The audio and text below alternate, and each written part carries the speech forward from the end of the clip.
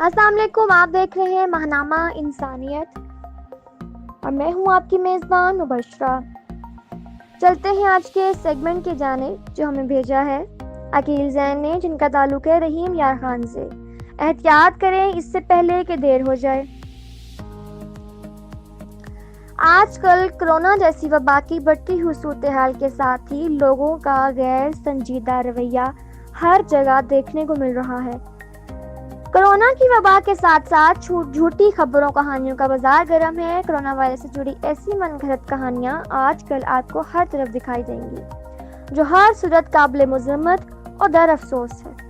ہمیں یقین کے ساتھ تسلیم کرنا پڑے گا کہ کرونا واقعی پاکستان میں خطرناک حد تک روز بروز بڑھتا جا رہا ہے، اور اس سے بچنے کے لیے ہمیں صرف اور صرف احتیاط والا راستہ اختیار کرنا پڑے گا، اور میڈیکل ماہرین کی جاری کردہ بریفنگ کے ذریعے ہمیں عمل کرنا ہوگا۔ لہٰذا سب سے پہلے تو ہمیں یہ ذہن نشین کر لینا چاہیے، ماہرین سائنس اور میڈیکل کے مطابق کرونا وائرس کے علامات عام فلو کی طرح ہیں۔ ماہرین سائنس کی صحت کے مطابق بخار، کھانسی، سانس لینے میں دشواری کرونا وائرس کے علامات ہو سکتی ہیں، لیکن ضروری نہیں ایسی تمام علامات رکھنے والا مریض کرونا وائرس کا ہی شکار ہو۔ اس کی عام طور پر بخار یا موسمی لحاظ سے طبیعت خرابی بھی ہو سکتی ہے۔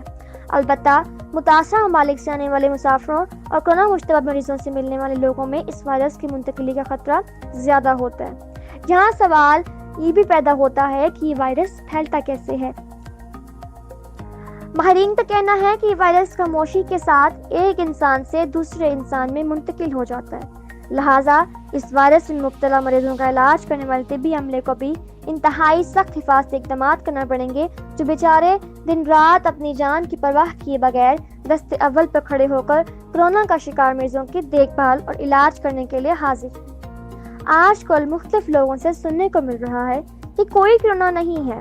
حکومت بیرونی قرضوں کو معاف کروانے اور امداد وصول کرنے کی خاطر کرونا کا ڈرامہ چلا رہی ہے، اور میڈیکل ماہرین سے زبردستی کرونا کیس بنوا رہی ہے۔ ان لوگوں کو میرا مشورہ ہے، خدا کے لیے ایسی بے بنیاد اور فضول خبروں پر کان نہ دھرا کریں، اور اس غیر سنجیدہ رویہ اختیار کرنے اور بدگمانی رکھنے سے اجتناب کریں۔ اللہ نہ کرے کہ ہمارے نامعقول باتوں اور غیر سنجیدہ رویہ سے اللہ ناراض ہو کر ہمارے کسی قریبی پیارے کو اس وبا میں مبتلا کر دے، تب ہم کیا کریں گے؟ تب ہمیں اس حقیقی وبا اور کرونا جیسی بیماری پر یقین بھی کرنا پڑے گا اور پچھتانا بھی پڑے گا۔ تب وہی طبی ماہرین ہوں گے جو ہمارے پیاروں کی دیکھ بھال اور علاج معالجے کے لیے اپنی خدمات انجام دے رہے ہوں گے، جن کے خلاف آج ہمارے دلوں میں مختلف بدگمانیاں پیدا ہو رہی ہیں۔ ان موجودہ حالات میں ہماری بہتری صرف اس میں ہے کہ ہم طبی ماہرین کی بتائی گئی احتیاط اور ہدایت پر عمل کریں اور وبا سے بچ کر رہیں۔ لہٰذا ماہرین صحت کے مطابق باقاعدگی سے ہاتھ دھونا، ماسک کا استعمال، کھانسی اور چھینک کے وقت رومال کا استعمال کرنا، وائرس کے مشتبہ مریض سے بغیر حفاظتی اقدامات یعنی دستانے یا ماسک پہنے بغیر ملنے سے روکا گیا ہے۔ بلا وجہ پبلک پلیس اور گھر سے باہر جانے سے اجتناب کرنے کی ہدایت کی گئی ہے۔ ہاتھ ملانے اور گلے ملنے سے روکا گیا ہے۔ اسی طرح اگر ہم ان تدابیر کو روز بروز زندگی کی روٹین بنا لیں اور اس پر عمل پیرا ہو جائیں تو ہم اس وبا اور نقصان سے بآسانی بچ سکتے ہیں اور اپنی زندگی محفوظ اور خوشگوار ماحول میں بسر کر سکتے ہیں۔ یہ سب اپنے ہاتھ میں ہے کہ ہم کس حد تک خود کے ساتھ مخلص اور سنجیدہ ہو سکتے ہیں۔ لہٰذا اس وبا پر قابو پانے کے لیے پاکستان کے تمام عوام کو اپنا کردار ادا کرنا ہوگا۔ اگر عوام اپنے فرائض صحیح سے سر انجام نہیں دیں گے تو اس وبا کو مزید پھیلنے سے روکنا بہت مشکل ہو جائے گا۔ اس لیے اس وبا پر قابو پانے کے لیے ہمیں احتیاط کو احتیاط سمجھنا ہوگا اور سختی سے اس پر عمل درآمد کرنا ہوگا۔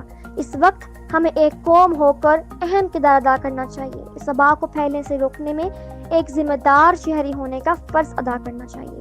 خدارا اپنے آپ کو اپنے گھروں تک محدود رکھیں، حالات کی سنگینی کو سمجھیں کی کوشش کریں۔